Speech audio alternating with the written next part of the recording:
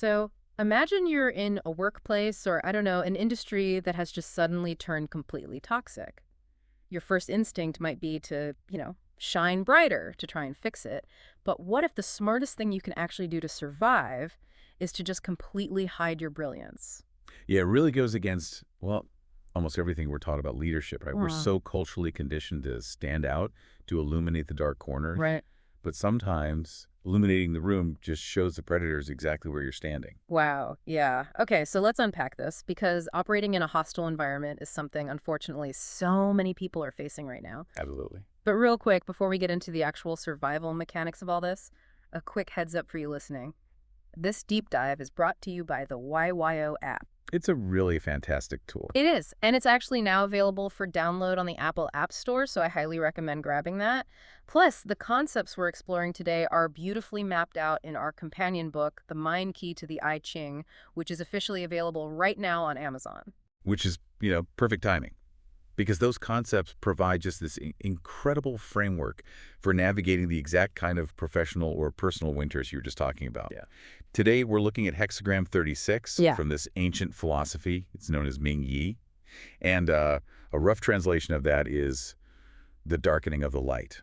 The darkening of the light, the visual of this hexagram is genuinely striking when you look at it. It really is. Because if you look at the structure, you have kun, right, which represents the earth, Ah. and it's sitting directly on top of Lai, which represents fire. Right, earth over fire. So the image is literally the sun sinking beneath the heavy earth. Yeah. Like the light is trapped underground. Exactly. The environment above ground has basically gone dark. Yeah. The support structures are gone. The rules of the game have deteriorated. And, fairness is basically just out the window. Yeah, fairness does not exist here.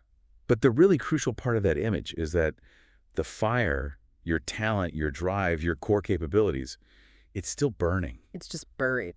Exactly. It's just buried.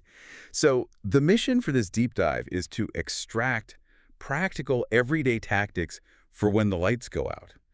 Because whether you're dealing with, a terrible manager or a corporate restructuring that's just destroying the company culture. Or like an industry-wide recession, right? Right, exactly. Yeah. Knowing how to operate in the dark is just a vital life skill. It really is. And I want to start with the psychological shift this requires, because going from shining star to buried fire is, it's a massive leap for a lot of us. It is. It's huge. Let's use an analogy. So imagine you're walking through a pitch black forest, and you know for a fact it is full of predators. Okay, terrifying, but I'm with you. Right. And if you pull out this massive 1,000-lumen flashlight and turn it on, you feel this temporary sense of control, like, oh, good, I can see my own feet. Yeah, but you also just made yourself a glowing neon target for literally everything hiding in the dark. Exactly. And the discipline it takes to keep that flashlight switched off is immense. So to survive that forest, the Ming Yi framework lays out 3 core mindsets that you just have to adopt immediately. Okay, what's the first one? The first is you have to accept the tough reality. You have to recognize that the environment is fundamentally bad, and you, as an individual, you cannot magically fix it overnight. Wow. You basically have to lower your expectations of fairness and prepare for a very difficult trek. I mean, that is a remarkably tough pill to swallow, because especially in Western corporate culture, we absolutely love a hero narrative. Oh, we're obsessed with it. We are. We all want to be the one to swoop in, turn the toxic culture around, and, save the day. Right, but pragmatism has to override that hero complex here, which leads us to the second mindset, which is keep the inner fire alive. Okay, so protecting the core. Exactly. Because the darkness is external. So you might have to play along or keep your head down on the outside, but internally, you got to fiercely guard your boundaries, your self-worth, and your drive. So you're preserving the fire, you're just not letting the earth extinguish it. You're managing a dual reality. Managing the external threat while protecting the internal asset. I like that. Yeah, and that brings us to the third mindset, hide the visible light. On the outside, you just blend in. So meaning what, practically? Meaning you do not volunteer for that high-profile project that is clearly, doomed to fail. You do not loudly critique the bad management in an all-hands meeting. You don't try to be the tallest poppy in the field. Because in a toxic The environment, tallest poppy gets its head cut off. always, every single time. Okay, so we understand the stakes. The environment is hostile. We need to hide the light. Let's get into the actual mechanics of this. What should your very first move be when you spot those early red flags? You mean when you first realize things are going south? Yeah, like that dreadful moment you open Slack and realize the culture has completely shifted, or you see the writing on the wall that the company is, quietly going under. What do you do? Well, the philosophy actually breaks the progression of a toxic environment down into different phases. Yeah. And to understand how it works, it helps to know just a tiny bit about the underlying mechanism of the system itself. Okay. The advice is categorized by different types of energy, which are represented by numbers. So a 9 represents a firm, driving, active energy. Yeah, 9 is active. And a 6 represents a yielding, adaptable, flexible energy. Okay, 9 is firm and active, 6 is yielding and adaptable. Makes sense. Right, so the very first phase, like the very bottom of the situation, is an active, driving 9 energy. Active energy, so we're moving. Yes. Yeah. And the metaphor used here describes a bird fleeing with drooping wings. It's flying away so fast and so desperately that it forgets to eat for 3 days. Oh, wow. And it completely ignores the mocking remarks of the host it's leaving behind. A bird with drooping wings. I mean, that is not a majestic eagle soaring gracefully into the sunset. Not at all. That sounds like a messy, unglamorous, almost chaotic escape. It is. It's about dropping your baggage and your ego to just get out early. Because when you sense an environment turning toxic, the window to leave on your own terms is often very, very short. Yeah, that makes sense. The people who get trapped are usually the ones who stay to argue, right? They want to prove they were right, or they refuse to leave until they have the perfect backup plan, or, their resume is completely flawless. Right. They want the perfect exit. But this active 9 phase says, forget the baggage, flee, let them mock you. It's like realizing the startup you just joined is engaging in some highly unethical practices. You could stay and fight for your unvested stock options, arguing with the founders on your way out, trying to prove your point. Which is exhausting. Totally. Or you could just pack up your desk, take the financial hit, and get out before the inevitable implosion ruins your reputation too. Exactly. The overarching goal is preserving your core capital, your sanity, your energy, your financial baseline. That is what actually matters, not looking cool while you exit. But what if you can't? What if that quick, active escape just isn't possible? Then the philosophy shifts to a yielding, adaptable 6 energy for the next phase. And the metaphor here is injuring your left thigh and needing a strong horse to ride. Okay, so you didn't get out clean, you took a hit, and now you're limping. Yeah.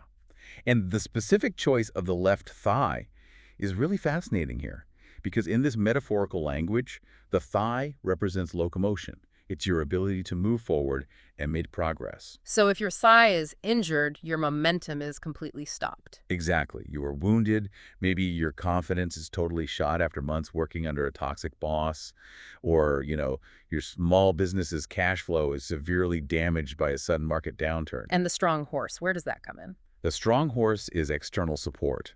Because you have yielding, adaptable 6 energy in this phase, the instruction is to realistically seek outside help. Because an injured thigh cannot heal if you keep forcing it to run. Right. You need a vehicle. That might mean seeking therapy to deal with the burnout. It might mean a business swallowing its pride and taking on external funding or a bridge loan instead of, stubbornly trying to bootstrap through a massive crisis. See, I have to push back on this a little bit just based on how most of us operate. Sure. We are so culturally conditioned to never quit. Like, the hustle culture mantra is all about saving face, never letting them see you sweat, toughing it out, Oh, absolutely. admitting that we need someone else's horse, or fleeing early while looking like a total mess. It feels like a massive blow to our professional ego. It does. But it requires asking yourself a very difficult question. What is the actual goal here? Surviving. Right. Is your goal to look invincible while you are slowly being destroyed?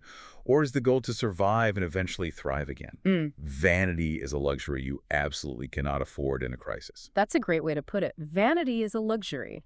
Clinging to sunk costs or trying to project strength when your proverbial leg is broken, that is the fastest way to get crushed by a heavy, toxic environment.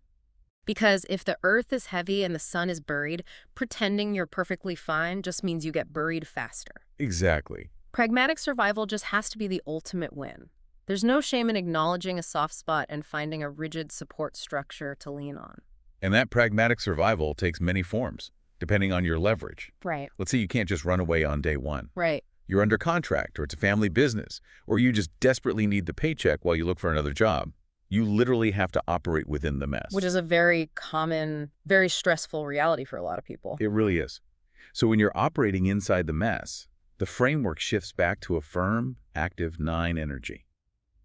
The metaphor moves to a hunter in the south who manages to capture the ringleader of the trouble. Oh, okay. So this is a rare moment where you actually have the power to cut out the root cause of the toxicity? Yes. Like maybe you gather enough concrete evidence and take it to HR to get a truly abusive manager fired, or you finally sever ties with a toxic legacy client that was just draining the company's resources. Exactly. It's a moment of victory. You turn the flashlight on for a split second, you blind the predator, and you take him out. Nice. But, and this is a big but, the crucial advice tied to this firm energy phase is a massive warning. Do not rush the recovery. The framework specifically warns against acting too quickly after the threat is removed. Wait, really? Why the warning? If the bad boss is finally gone, shouldn't we immediately implement all the good ideas we've been holding back? Like, let's fix this place. I know, the temptation to fix it is huge. But you have to remember, the environment has been deeply traumatized. The system is still fragile. Oh, I see. If you remove a toxic manager and the very next day launch a massive reorganization or start pushing the team to perform at 110%, you'll break a system that is still trying to heal. It's like removing a tumor. You got the bad part out, but the patient still needs bed rest. You can't just send them out to run a marathon the next morning. Exactly. You have to let the dust settle. The firm energy was used to capture the ringleader, but you have to immediately dial it back so the environment can stabilize. That makes a lot of sense. You can't just snap back to normal. Yeah. But what if you can't capture the ringleader? Maybe. Like, what if you look around and realize the toxicity isn't just one bad manager? What if the whole organization is the problem? Well, that brings us back to the adaptable yielding 6 energy. The image here is entering the left belly and quietly exiting the gate. Entering the belly, that sounds like you've been swallowed. It implies you've gotten deep inside an organization. You aren't just an outsider looking at the surface anymore. You have reached the belly of the beast. You're in it. You're seeing how the toxic culture is actually digested and processed. Maybe you get promoted to middle management, and you finally see how the C-suite operates behind closed doors. Oh, man, yeah. And you realize, oh, it's not a few bad apples. The entire orchard is poisoned. Huh. The system is fundamentally corrupt, broken, or completely misaligned with reality. And so what is the survival tactic when you're in the belly? The instruction is to quietly exit the gate. You don't try to change it. You don't make a scene. You just leave. It is the ultimate Irish goodbye at a terrible party. Yes, exactly. You know the scenario. You go to a party, the music is awful, people are getting into arguments in the kitchen, the vibes are just completely off. We've all been there. You don't grab a microphone, stand on the coffee table, and announce to everyone that their party is a disaster and you're leaving out of moral protest. No, you do not. You just quietly grab your coat, slip out the back door, and go home. The Irish goodbye works perfectly here because trying to act like a whistleblower or a savior in a deeply rotten system usually just alerts the beast that you're in its belly. It paints a target on your back. Exactly. If you start yelling about the problems, the system will turn on you to protect itself. Quietly resigning, giving a polite but incredibly vague reason, and slipping out without making a scene that is the smartest form of self-preservation. You see the truth of the belly, but you keep it to yourself. Okay, here is where it gets incredibly tense, though. We've talked about fleeing early, we've talked about capturing the bad boss, or quietly quitting. But what happens when you are totally trapped? Trapped how? Like you are dead center in the toxicity, the pressure is immense, and for whatever reason, maybe it's a specialized visa, a mortgage you can barely afford, geographical isolation leaving just isn't an option on the table. You literally cannot do the Irish goodbye. Yeah, that is tough. Now we're entering the absolute most intense stages of Ming Yi. This phase requires extreme yielding energy. The philosophy illustrates this with the historical story of a man named GZ. GZ. He was an incredibly wise advisor, trapped serving a paranoid, tyrannical ruler. GZ couldn't flee, but if he showed how brilliant he was, the tyrant would view him as a threat and have him executed. So what did he do? So GZ feigned madness. He played the fool to survive the king. Exactly. He put on a completely soft, unthreatening, almost dumb exterior to survive, while fiercely guarding his sharp mind internally. In a modern context, I imagine this is when you're dealing with a severe micromanager who is deeply insecure and gets threatened by anyone else's Yeah, competence. that's a perfect example. You basically just become exceptionally agreeable. Yes, boss. Great idea, boss. I'll just format the spreadsheet exactly how you said. Right. You stop offering innovative solutions because innovation gets actively punished. You strip away your visible ego. You become a non-threat. You use compliant and dullness as a shield against the toxicity. But this raises a huge psychological hurdle. How do you play dumb at work for months, maybe years, without accidentally becoming numb? That is the danger. Right. How do you not lose your actual skills or your sense of self-worth when you have to pretend to be a compliant drone for 8 hours a day? That is the core tension of this entire framework. And it ties directly back to the second mindset we discussed at the very beginning, keeping the inner fire alive. Right. Protecting the core. The madness, or the numbness, must be a conscious, highly active choice. It's a protective shell. It's a costume you wear to trade your visible ego for survival space. So you have to constantly remind yourself that you're in costume. Yes. The moment you forget you're playing a role, the fire actually dies. When you go home, you have to take the costume off. You work on your own side projects, you read challenging books, you maintain your sharp mind in private. It's the profound difference between actually giving up and tactically retreating into a bunker while the storm rages outside. Exactly. That is intense. You are essentially compartmentalizing your entire personality to outlast the situation, which leads to the final question, how does it end? Does the storm eventually pass? It does. That is the final phase of the hexagram, representing the absolute limit of the situation. And the imagery here is really profound, climbing to heaven and then plunging into the earth. Climbing to heaven and plunging to the earth, that sounds like a complete and total collapse. It's the end of the cycle. And what's vital to understand here is the underlying physics of a toxic system. This final phase isn't about you, the survivor. It's about the oppressor, or the bad environment itself. Okay. A toxic system, one built on suppressing others, hiding the truth, ruling by fear. It has no actual structural foundation. It is entirely hollow inside. Right, because it has chased away all the real talent and silenced anyone who speaks the truth. Exactly. It might climb very high for a time. A corrupt company might reach the top of the market. A terrible leader might reach the absolute pinnacle of power. They usually do, for a while at least. But because the core is rotten, it cannot sustain its own weight. It eventually collapses under its own weight. It plunges into the earth. We see this in the news all the time. A massive, seemingly invincible corporation is suddenly involved in a huge scandal and basically vanishes overnight because the whole thing was a house of cards. And the key insight for you, if you are trapped in that house of cards, is that you do not need to push it over. Gravity does the work for you. Oh, wow. If you try to push it over, you might actually get crushed in the debris. Exactly. Your only job is to sit quietly, maintain your hidden fire, and watch the hollow structure fall. It's an objective, inevitable law of nature. A hollow structure cannot stand forever.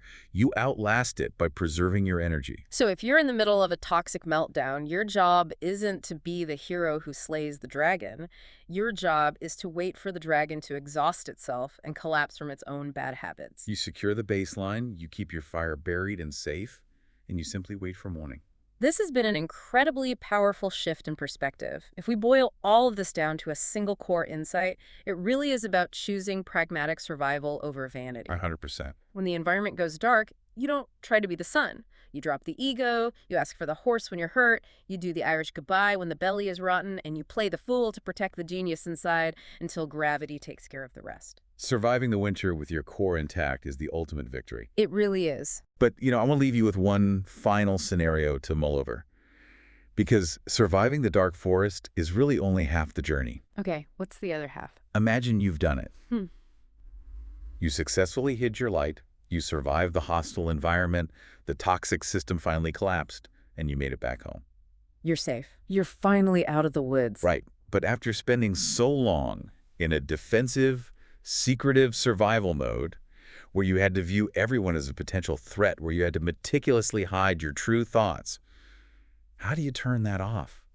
How do you drop that heavy armor when you close the front door and face your own family? Oh, wow. Because you can't treat your spouse or your kids like a hostile corporate environment. Exactly. How do you keep the darkness of the forest from poisoning the warmth of your own home?